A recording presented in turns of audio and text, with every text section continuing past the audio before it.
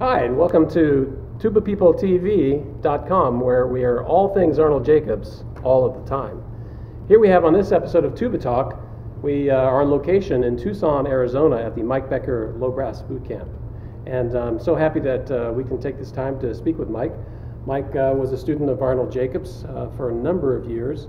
And Mike, I just wanted to ask you a couple of questions. If you, thinking back on your experiences with Mr. Jacobs, if we can talk about in terms of macro effect or macro influence and then micro influence of Mr. Jacobs on your career, what would you say in terms of a big picture?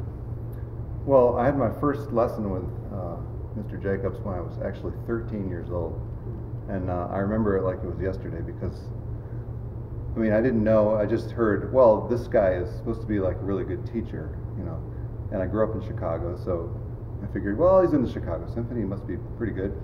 And I just had heard about his reputation. So I was really lucky because he doesn't normally teach 13-year-old kids. So what I remember most is that I went in there and, you know, I played, and he said, oh, you make a good sound, you're really talented. But the thing that I remember so much is that this idea of singing, that whenever I'm playing my trombone, that I want to be like a singer, and that the voice in my head should just reflect, you know, what the horn should reflect what the voice in my head is. And so all the notes on the page, they just represent sounds, and it's not ink, it's just transformed into sounds and the song in your head.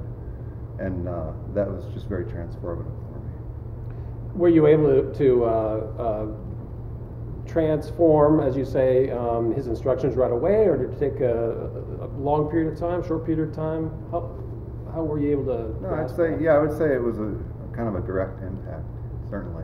So within the lesson, even the lesson, you were able to make a significant impact. Yeah, he had a way when you were in a lesson with him of just making things so clear and getting you motivated and getting results really quickly.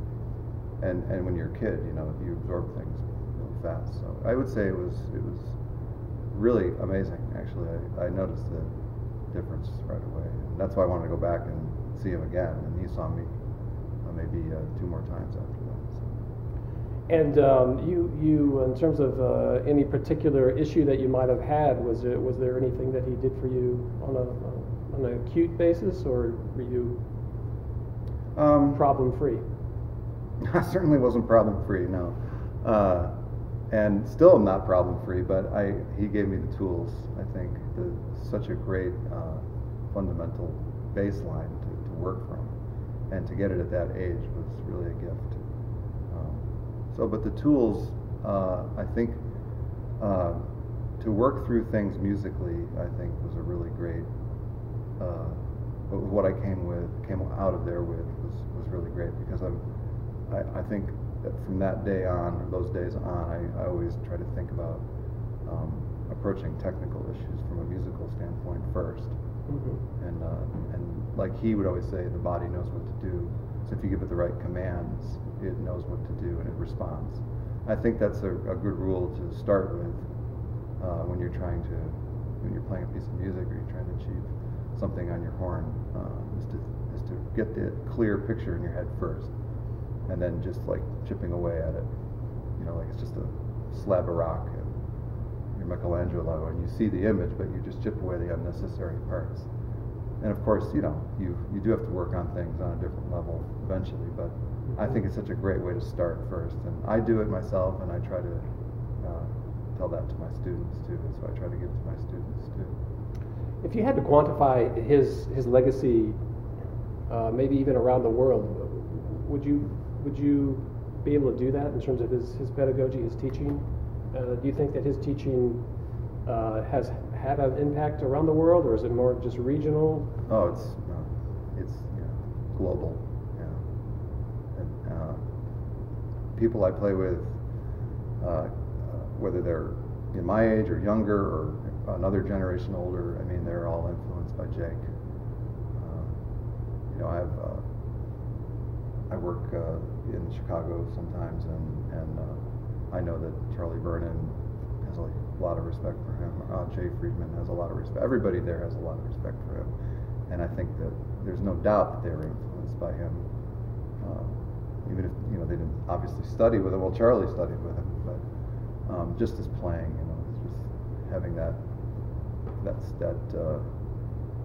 such a huge force musically. It influenced everybody. And through the recordings, and even if you didn't study with them, it just permeated. Yeah, I'm absolutely certain it just permeated through the brass world. I have this theory that between Jacobs and Herseth, those two, between certainly Jake's sound and his teaching, and then Bud's sound, those two really changed the sound of orchestral music around the world. I would agree with that. It's like the top and the bottom. They influenced so much, and they were icons. I mean,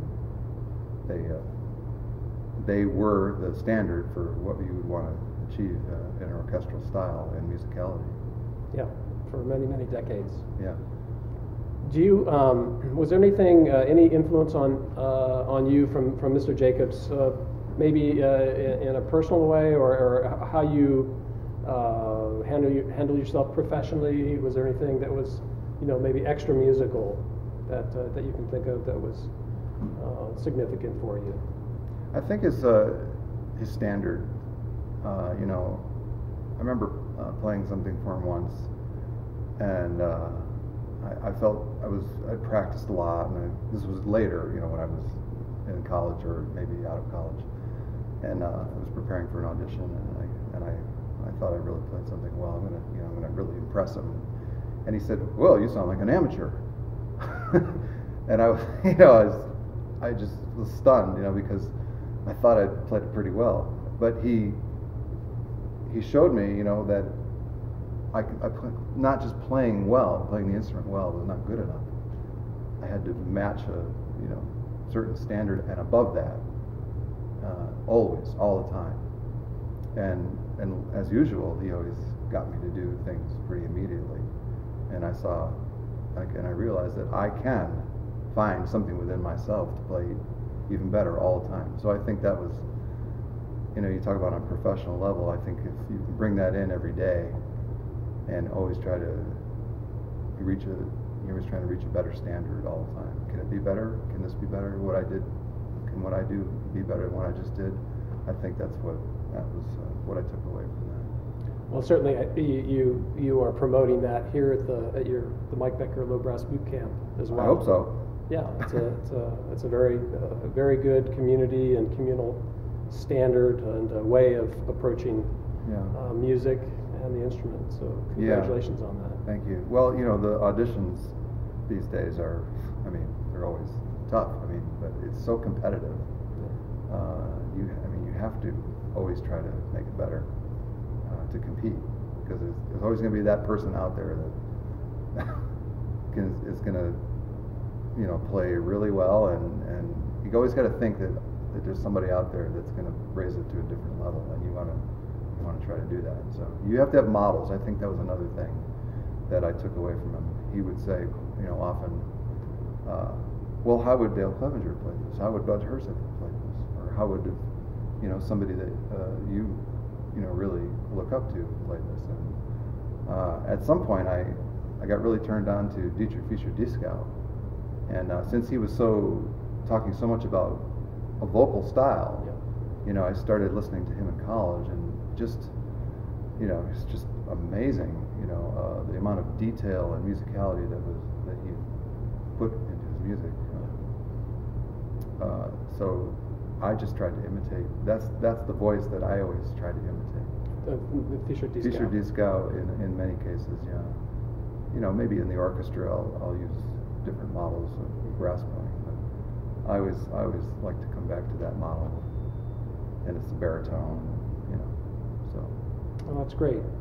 Well, Puddles and I really do appreciate you taking the time to speak with us today, and Puddles was telling me that it would be very rude of me to come here and take your time without having some sort of thank you gift. So He actually selected this thank you gift. Mike, thanks so much for being our guest here as a genuine package of duck nuts from the University of Oregon. Thank you. Thank you very much. Thanks. I love duck nuts. Puddles does too. Oh, great. He picked these personally just for you. Great. You travel around with him all the time? We go all over together. Oh, that's nice. Yeah, that's good. All right, now back to the studio.